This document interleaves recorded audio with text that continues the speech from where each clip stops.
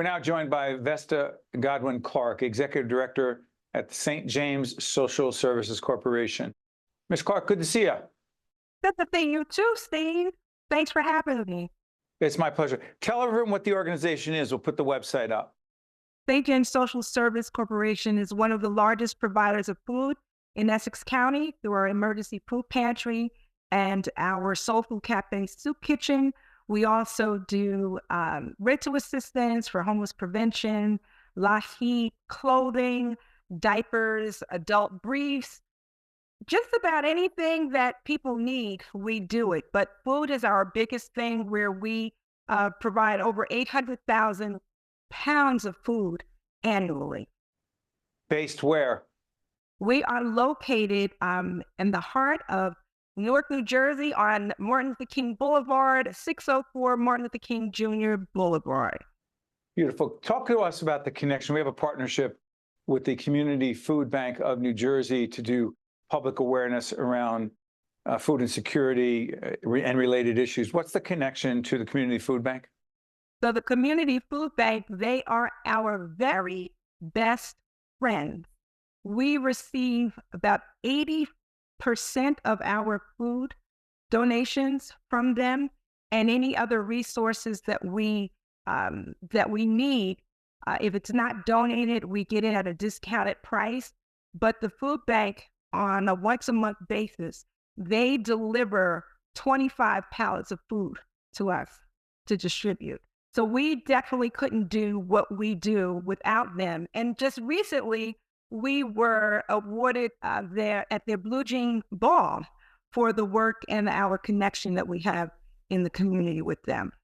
Congratulations. Thank you.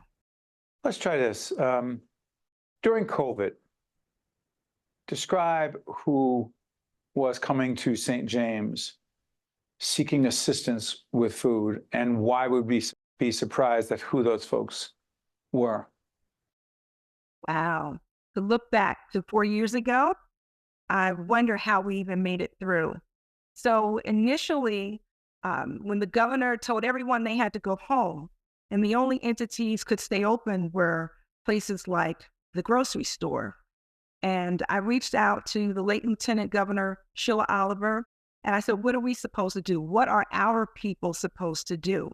Well, I didn't realize that within a 3-week time period that the world shut down, that our people became everyone.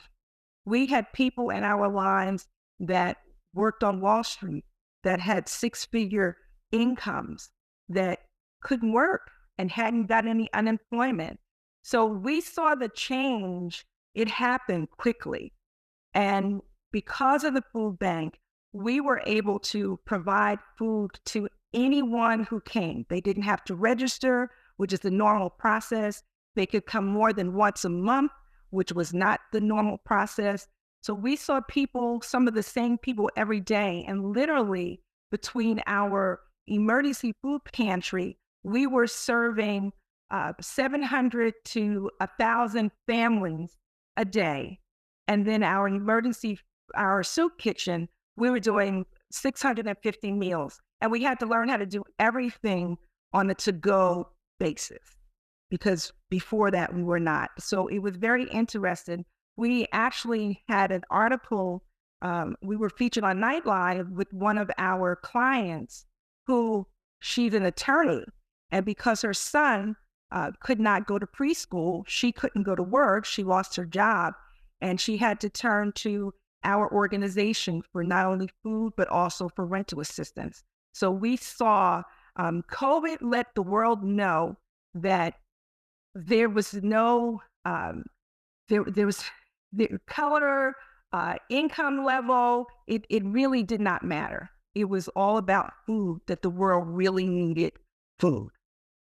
You mentioned our late friend, Lieutenant Governor Sheila Oliver, who we did my colleague Jackie Chicarico and I, on our series, Remember Them. Check out Remember Them and the feature we did on our late great Lieutenant Governor Sheila Oliver. Just remind folks who Sheila was and why Sheila still matters. Wow. Sheila was literally and still is our angel. with her position at the DCA, Sheila made sure that an Sheila agency. she was Lieutenant Governor and the head of the Department of Community Affairs, DCA. I apologize, Ms. Clark.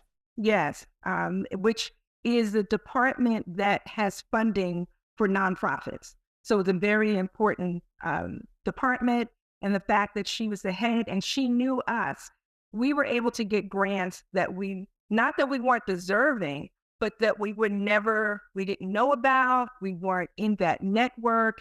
And because of Sheila, her very first discretionary grant that she gave us, her first year in office, it was $150,000 discretionary. Because she knew your work and the people you were serving every day. That's right. And only because she knew who we were. And she continues to bless us. We continue to receive the grants. We knew that the Lieutenant Governor would not always be in that position. It was only 8 years, which is why I've always said to my staff, we have to make sure that we administer these grants and this funding the way that they should be, because when she's not there, we want to still be awarded. And it's been a blessing. This past year is the first year that she's been gone, and we continue to receive the funding, which has really helped our organization. Ms. Clark, do this for us in the time we have left, minute or so left.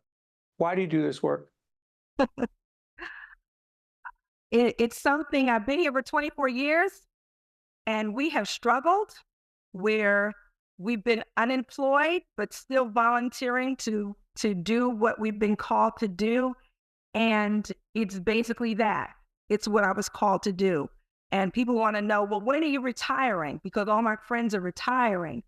And I said, I enjoy what I do. And because of our Lieutenant Governor, she helped us get into a different financial space than where we were before, where we can buy food and, do the things that we're supposed to do. I said, what else can you ask for in terms of employment, but to be able to help people? And I love what I do. You know what, Ms. Clark, you and I have more in common than you think. People ask me all the time, when are you going to retire? No time soon. Right. That's what happens when you love what you do, right? Yeah.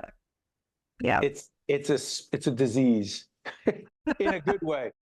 Vesta Godwin Clark, who is the executive director of a terrific not-for-profit organization in the heart of the city of Newark, Brick City, making a difference every day, St. James Social Services Corporation. Vesta, thank you so much for joining us. We appreciate it. Thank you for having me. Have a good holiday. Thank you so much. We're taping right before the holidays. Thanks for watching. We'll see you next time. Think Tank with Steve Adubato is a production of the Caucus Educational Corporation. Funding has been provided by Community Food Bank of New Jersey, the New Jersey Economic Development Authority, the Northward Center, the Russell Berry Foundation, New Jersey's Clean Energy Program, the Fidelco Group, RWJ Barnabas Health, Let's Be Healthy Together, Citizens Philanthropic Foundation, and by Robert Wood Johnson Foundation. Promotional support provided by CIANJ and Commerce Magazine, and by New Jersey Monthly. Let's talk about the state of hunger. The state of no hunger. For 50 years, the Community Food Bank of New Jersey has worked to fill the emptiness caused by hunger with food, help, and hope. Now it's time to look forward. What will the next 50 years bring?